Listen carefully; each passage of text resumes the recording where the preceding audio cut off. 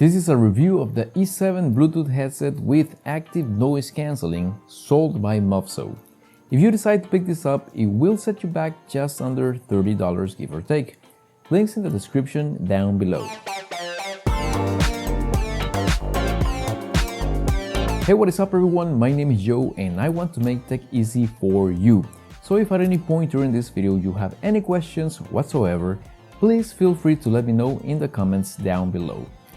There will be affiliate links in the description down below for any products that I mentioned, so be sure to check it out. So the distributor reached out and sent me a couple of Bluetooth headsets, this one being one of them. And this is the E7 Bluetooth headset with active noise cancelling, and it is sold by MOVSSOU. Now you might be thinking that this model number E7, the looks of it, everything appears to be familiar, and you would be right. There's actually another company called Cowin that sells another Bluetooth headset that also goes by the E7 model name, and they look identical. In fact, I have the box right here of the MOVSSOU, which is open, and you can see the design, the model number, and there is a sticker over here on top of the brand, and there happens to be a sticker again over here on top of the product description. That's a little bit suspicious. I also have a box of an actual Cowin headset right here. I don't have the headset anymore, but I do remember that they look almost identical to this one in another color scheme. But as you can see, the design is the same, only that this one is the E7 Pro, and this is the actual branding of the box. So I'm curious, I wonder what's under this sticker. Should we remove it and find out? You know what, I'm going to leave it until the end of the video, so make sure you stick to the end to see what we have under those stickers. In the meantime, I'm going to continue with this review. So inside the box of this MOVSSOU E7 we get, obviously, the headset, we get a 3.5mm auxiliary cable and a micro USB cable for charging. Oh, of course, we also get the documentation, which is a little tiny paper with a little bit with some instructions on how to operate the device. As for the headset, it has a very nice color scheme. I think that red and black go really well together. The headband itself is a little bit of a matte red, whereas the I was going to say earbuds.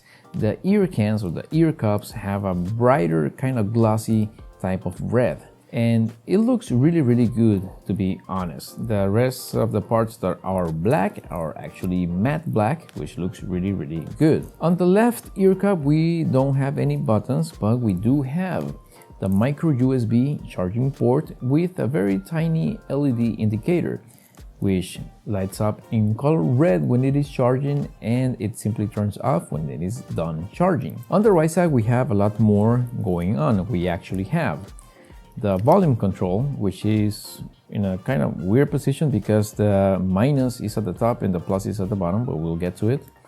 We have the multi-function button right here, and we have the on-off switch, which also controls the noise cancelling function of this headset. I almost forgot, we also have the auxiliary port right here. The multi-function button has an LED that turns blue when the headset is on and turns white when you activate noise cancelling. Both ear cups have a grill that appears to be the microphones for the active noise cancelling, and we'll get to it in a minute. Looking around the device, the Earpads are very soft. They're not exactly memory foam, but they are nice to the touch, as well as the padding on the headband itself.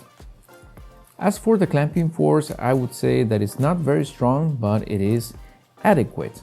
It has a medium kind of weight, so it is not exactly lightweight, but it's not heavy either.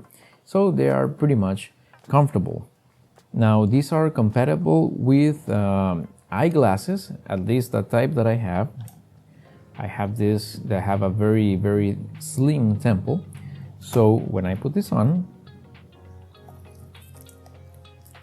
I can wear the headset just fine. They are comfortable. I don't feel like they are pressing against my ears or against the temples of my eyeglasses. So I think that they are very comfortable overall, using with or without eyeglasses. So as I mentioned, all the controls are on the right ear cup, and like I had also mentioned before, Like I also mentioned before, the plus and minus for the volume control and track control are in a bit of an odd position because the minus is at the top and the plus is at the bottom. Now there is a short press and long press function for each of the buttons, and if you short press the volume controls, they actually control the track. So a short press on the minus will go previous track, and the short press on the plus will take you to the next track. If you long press either one, you will control the volume, which means that if you hold down on either the minus or the plus, you will eventually get to the minimum volume or to the maximum volume. One thing that I found interesting is that when you control the volume using the headset, it actually controls the volume of the headset itself and not of the device. Now, one annoying thing that I find about these controls is that I find them hard to find. They are difficult for me to find relying on the touch sensitivity of my hand. This is because when I was a child, about 1.5 years old, I had a small accident with a glass bottle of Coca-Cola. I fell down, I had some glass shards actually in my hand, and I had to have surgery on my hand. And from that surgery, I find, or at least that's what I presume, some of the nerve connections on my hand were either broken or torn or cut. So, long story short, I have less sensitivity on my right hand than I do on my left hand. So, my particular case when using these controls is that for me it is very hard to determine where the plus and minus buttons are. I am able to find the multifunction button with not much of an effort. However, if I try to go up to select the minus or down to select the plus, I do have a lot of difficulty figuring out which is which or where actually each button is, and it gives me a hard time to select, previous track, next track, or to control the volume. This is my particular case because of the lack of sensitivity on my right hand. Having that said, my left hand is perfectly fine, and even with this hand, I do feel like I have some trouble finding the controls. So I would have really liked to have some more of a tactile feedback to these buttons to make them easier to control. So that's one of the things that I do not like about this headset. So moving on, the headband is adjustable, obviously, and we have some metal clamps. I don't want to say clamps. The adjustable part of the headband is made of metal. It also has plastic in the back. This is where the cables, go around. So it's supposed to be metal. The ear cups themselves are adjustable.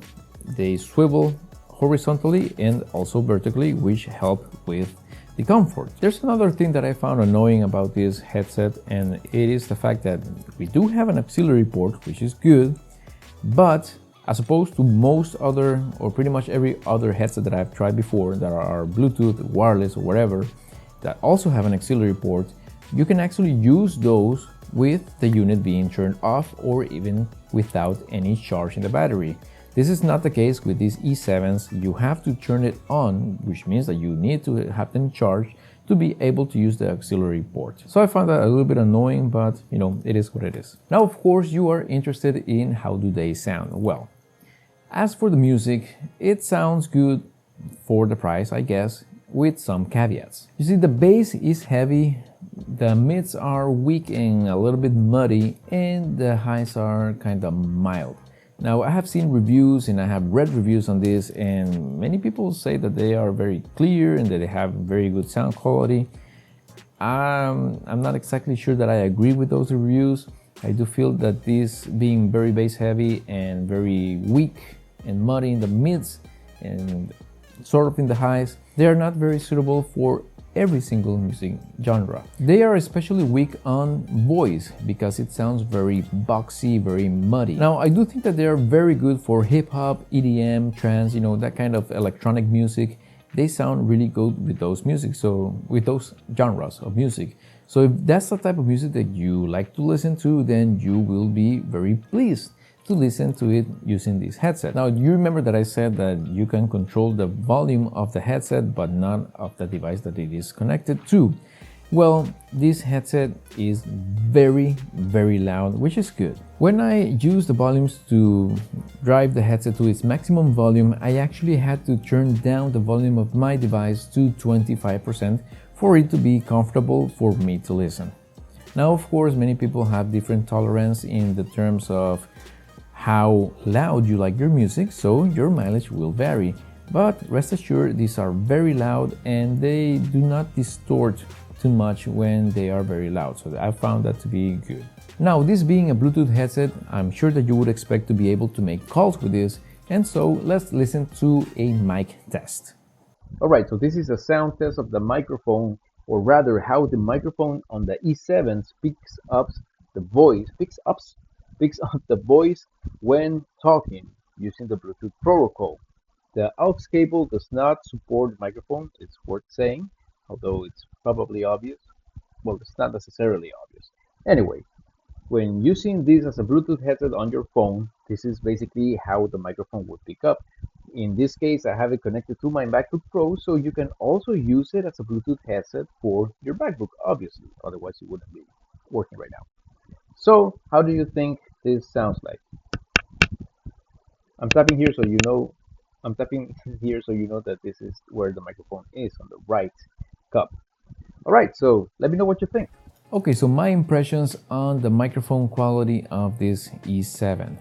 I think the voice has a lot of compression, which can be a good thing because it helps rather, with the clarity of the voice, so that the person you are talking to will be able to listen to you very clearly. This also helps a little bit with the background noise rejection, although you could hear the sound of the fans blowing into the microphone. So if you are outside and there is wind, you might be able to annoy your caller with the sound of the wind. Aside from that, I do have the fans about 3 meters or maybe 16 feet from here. I have another fan that's right here, like I mentioned.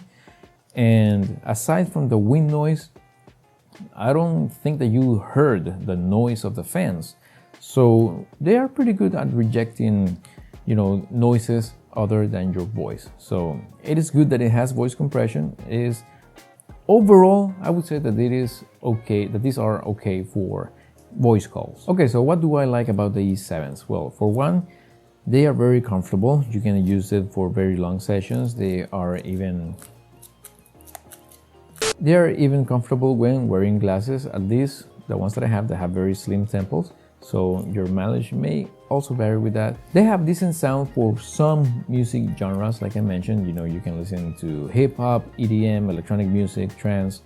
That kind of music will sound really good with this, even if you're not too interested about sound stage or instrument separation, or you don't rely too much on clarity to be able to enjoy your music. Then this should be pretty good. The noise canceling, I think I forgot to talk much about the noise canceling. Like I mentioned, you use the switch to activate it, and it is actually pretty good for the price. Okay, when you activate noise canceling, you kind of feel that sort of vacuum effect around your ears, which can be a little bit distracting at first, but only if you are not used to using noise canceling headphones. I tried this on when it was raining, and it really did drown out the noise of the rain. Yeah, I was able to listen more clearly to the music that I was listening. And overall, they do a very good job at the noise canceling, especially when it is a constant frequency. The noise of the floor fans that I have can be pretty much eliminated with the noise canceling on this headset. So if you wanted to listen to music while you are studying, this would do really well, especially if you're in a budget. They're very good for the price, but do keep in mind that they will not cancel out people talking or some unpredictable noises or loud noises, very loud noises for that matter. So again, for the price, the noise cancelling is pretty decent on these E7s. Now, as for the things that I don't like much about them is, like I mentioned, they are not good with vocals. Even when listening to a podcast or any YouTube video where there's somebody talking, and of course music with vocals, I feel that they sound too muddy and boxy and just overall not very pleasing. I also don't like I mentioned, that you cannot use the auxiliary port unless the headset is on. I think it kind of defeats the purpose. I do understand that if you wanted noise canceling, then you need them to be charged, of course. But you know, if I wanted to just do regular listening with the aux cable, I really don't see the point of them having to be turned on when there are pretty much any other headset that I have tried works even when the battery is dead. So I think that's a missed opportunity. I also don't like the controls because I find them hard to feel. I also again going to say find them hard to find. Whatever. Like I said, I do clarify, I do have to mention that I have a very particular situation with my right hand in which I am not very prone to sensitivity on this hand. But again, I do want to point out that even with my left hand, where I do have perfect sensitivity, well, not perfect, but you know, you get the point, I still have trouble locating, that's the word that I had to use. I do have trouble locating the plus and minus buttons. And finally, I guess it's a missed opportunity that you cannot use them for working out because they are not moisture resistant at all. So don't buy this if you want to take them to the gym because they will not last very long. So there you have it. Are you considering this Bluetooth headset? I mean, it does look really good if you're not too picky about music. There I go again with that sound. If you're not too picky about the music genres and you mainly like hip-hop, EDM, trance, electronic and whatnot, these are really good. And like I said, they do look really good. I really like the black and red. It looks awesome. Do you know of a similar type of Bluetooth headset that you would want to recommend? Maybe the original Cowins, which, like I said, I did try. I still have the box of them. I don't have the headset anymore, but I did try them. And they sound identical, I would say, even though those are the E7 Pros. The noise canceling, the sound signature, everything is pretty much identical. I dare to say that it's the same manufacturer, only a rebrand. Again, stick to the end to see what's under the stickers. But, you know, let me know what you think about this in the comments down below. Now, I really hope that you found this video helpful, or at the very least entertaining.